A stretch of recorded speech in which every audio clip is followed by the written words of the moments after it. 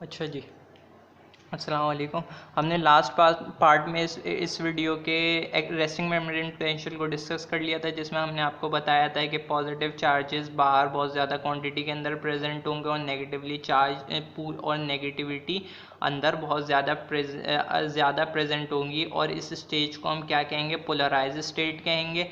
और ये कौन सी स्टेज कहलाएगी? रेस्टिंग मेम्ब्रेन पोटेंशियल, जिसके अंदर कोई स्टिमुलस अब तक नहीं आया। सही है। अब अगर हमने किसी को टच किया, सही है, और तो मतलब ये स्टिमुलस हमारे बॉडी के अंदर आ गया। अब इसको किसके अंदर ट्रांसमिट करना है? इसको किसके अंदर, कहाँ तक पहुँचाना है? हमें जाके ब्रेन तक पहुँचाना है। अब ये सिग्नल किस तरह से जाएगा? इलेक्ट्रोकेमिकल सिग्नल्स के थ्रू हमारी इंफॉर्मेशन जाएगी ब्रेन तक। सही है। अब ये किस तरह से इलेक्ट्रोकेमिकल सिग्नल्स किस तरह से फ्लो करते हैं, ट्रांसमिट होते हैं कि कुछ पार्ट से अगले पार्ट के अंदर जाएंगे, फिर अगले पार्ट से दूसरे पार्ट के अंदर, फिर दूसरे पार्ट से दूसरे पार्ट के अंदर जाएंगे। इस तरह से फ्लो करते हुए कहाँ तक पहुँच जाएंगे? ब्रेन तक, और इस इंफॉर्मेशन को पहुँचा देंगे ब्रेन के अंदर। सही है। एक्शन पोटेंशियल को समझने के लिए हम वही न्यूरॉन का स्ट्रक्चर लेंगे। ये न्यूरॉन है। सही है। बाहर सोडियम आयन बहुत ज़्यादा क्वांटिटी के अंदर प्रेजेंट है। Sodium sodium sodium. सही है। अंदर पोटेशियम आयन और बहुत सारे प्रोटीन्स और एसिड्स बहुत ज़्यादा क्वांटिटी के अंदर प्रेजेंट है। सही है। अंदर बाहर कौन सा एनवायरनमेंट है? पॉजिटिव एनवायरनमेंट है। अंदर क्या है? नेगेटिव एनवायरनमेंट है। सही है। अब एक्शन पोटेंशियल के अंदर किसका रोल आता है? सोडियम पोटेंशियल के अंदर। अच्छा जी। बाहर सोडियम बहुत ज़्यादा क्वांटिटी के अंदर प्रेजेंट है और पोटेशियम अंदर बहुत ज़्यादा क्वांटिटी के अंदर प्रेजेंट है। इसलिए क्या होगा? Due to the anions of acids and proteins, अंदर बहुत ज़्यादा नेगेटिविटी होगी और बाहर बहुत ज़्यादा क्या होगी? पॉजिटिविटी होगी। अब इधर रोल आएगा, ऊपर रेस्टिंग मेम्ब्रेन पोटेंशियल के अंदर किसका रोल था? सोडियम पोटेशियम पंप का रोल था, और कुछ लीकी चैनल्स का रोल था जो कंटिन्यूसली पोटेशियम को आउटसाइड मूव करवा रहे थे। सही है। अब इधर रोल आएगा हमारे पास वोल्टेज गेटेड चैनल्स का, सोडियम के वोल्टेज गेटेड चैनल्स का। सही है। फॉर एग्जांपल ये सोडियम का है वोल्टेज गेटेड चैनल। अब ये उस वक्त खुलेगा जब ओपन होगा जब क्या होगा? इसके पास कोई स्टिमुलस आएगा, बाहर से कोई वोल्टेज आएगा। तो अब पीछे जो मैंने आपको बताया कि वेव की फॉर्म में वो कहते हैं इलेक्ट्रोकेमिकल सिग्नल्स मूव कर रहे होते हैं। पीछे का जब पीछे कोई कहते हैं एक्शन पोटेंशियल जनरेट होगा, तो वो आगे वाले वोल्टेज गेटेड चैनल को स्टिमुलेट कर देगा। और फिर जब इधर एक्शन पोटेंशियल जनरेट होगा तो वो अगले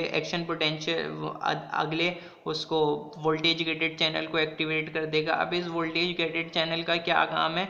ये सडन इन्फ्लक्स करवा देते हैं, सोडियम की सडन मूवमेंट करवा देते हैं बहुत तेज़ी से, क्योंकि सोडियम बहुत ज़्यादा हाई क्वांटिटी के अंदर प्रेजेंट है ना आउटसाइड एनवायरनमेंट में सेल के, और पॉजिटिविटी भी बहुत ज़्यादा है सोडियम कहते हैं आउटसाइड एनवायरनमेंट में। तो वो क्या होगा? सोडियम तेज़ी से मूव करना शुरू कर जाते हैं अंदर की तरफ ड्यू टू दी कहते हैं higher concentration of sodium outside the neuron. अब सोडियम क्या होगा? तेज़ी से अंदर की तरफ मूव करना शुरू हो जाएगा। अब क्या होगा? सोडियम तेज़ी से अंदर की तरफ मूव कर रहा है, तो क्या होगी? अंदर पॉजिटिविटी बढ़ना शुरू हो जाएगी। अब जब इधर पॉजिटिविटी बढ़ती गई सोडियम की इन्फ्लक्स की वजह से, बहुत सारे सोडियम अंदर मूव करना शुरू हो जाएंगे, तो कंसंट्रेशन ऑफ सोडियम क्या हो जाएगी? इनसाइड ऑफ दी सेल बढ़ जाएगी, जिसकी वजह से पूरे न्यूरॉन के अंदर, उस न्यूरॉन के पार्ट के अंदर क्या होगा? जहाँ पर एक्शन पोटेंशियल हो रहा है उधर पॉजिटिव एनवायरनमेंट क्रिएट हो जाएगा। अब उसी न्यूरॉन के आउटसाइड एनवायरनमेंट में क्या होगा? नेगेटिविटी बढ़ती चली जाएगी due to the influx of neuron from outside environment. सही है। अब इधर क्या हो गया? सोडियम कम होते गए कम होते गए कम होते गए, और अंदर सोडियम मूव करते जा रहे हैं, तो यहाँ पर नेगेटिविटी बढ़ती गई। अब इसकी वजह से क्या हो जाएगा? हमारा मेम्ब्रेन का पोटेंशियल सोडियम अंदर जाता जा रहा है ना, तो -90 मिलीवोल्ट जो हमारा रेस्टिंग मेम्ब्रेन पोटेंशियल था 90 मिलीवोल्ट तो नहीं रहेगा ना फिर, क्योंकि सोडियम अंदर आता जा रहा है। अब नेगेटिविटी भी यहाँ पर ख़त्म होती जाएगी अंदर। तो इस वक्त जो मेम्ब्रेन का पोटेंशियल होगा वो होगा हमारे पास +61 मिलीवोल्ट +61 मिलीवोल्ट। अब इस कंडीशन को हम क्या कहेंगे, डीपोलराइजेशन। ये कंडीशन कहलाएगी डीपोलराइजेशन। ऊपर हमारे पास रेस्टिंग मेम्ब्रेन पोटेंशियल की कंडीशन क्या कहला रही थी, पोलराइज स्टेट कहला रही थी ना। अब ये क्या कहलाएगी,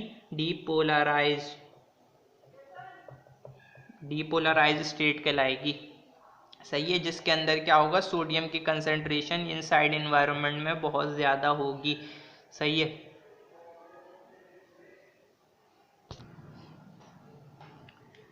अगर हम इस ग्राफ को देखें तो हमारा जो ये -90 वोल्ट पे जो ये ऑक्यूपाई कर रहा है, ये स्टेज क्या कहलाएगी हमारे पास, रेस्टिंग मेम्ब्रेन पोटेंशियल RMP की स्टेज ये हो गई। ये पूरा मेम्ब्रेन पोटेंशियल का ग्राफ है। सही है। अब जब सडन इन्फ्लक्स होगी सोडियम की तो ये एकदम से क्या कहते हैं, मेम्ब्रेन पोटेंशियल छूट कर जाएगा और ये पहुंच जाएगा +61 वोल्ट पे। ये हमारे पास आ गई एक्शन पोटेंशियल की स्टेज। अब इसके बाद क्या होगा, जब एक्शन पोटेंशियल ख़त्म हो जाएगा, कुछ मिली सेकेंड्स के अंदर ये प्रोसेस चलता है ना, तो फिर क्या होगा, हमारी मेम्ब्रेन वापस से नॉर्मल स्टेट के अंदर आने लग जाएगी।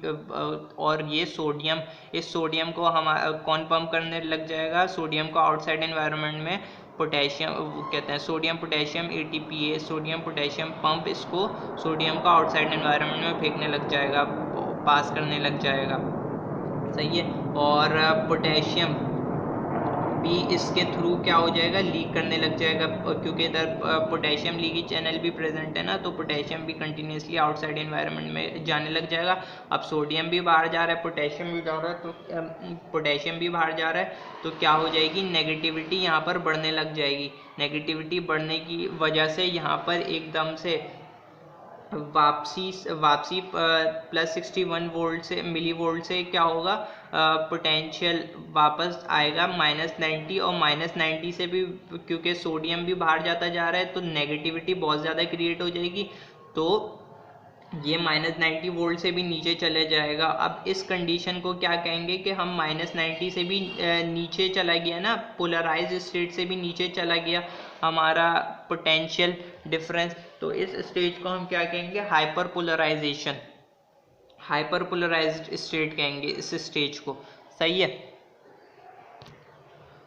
अब ये हाइपर पोलराइज्ड स्टेट आ गई कि एक्शन पोटेंशियल के बाद सोडियम और पोटेशियम की आउटफ्लक्स मूवमेंट हुई, आउटसाइड मूवमेंट हुई, जिसकी वजह से -90 मिलीवोल्ट से भी पोटेंशियल डिफरेंस नीचे की तरफ आ गया, और इस कंडीशन को हम कह रहे हैं हाइपर पोलराइज्ड स्टेट। अब इस हाइपर पोलराइज्ड स्टेट से कहते हैं अपनी नॉर्मल कंडीशन में लाने के लिए जो पीरियड रिक्वायर होता है, उस पीरियड को हम कहते हैं रिफ्रैक्टरी पीरियड। अब ये जो हाइपर पोलराइज्ड स्टेट से वापस जो पोलराइज्ड स्टेट के अंदर आ रहा है हमारा न्यूरॉन, इस स्टेज को कहेंगे रिफ्रैक्टरी पीरियड।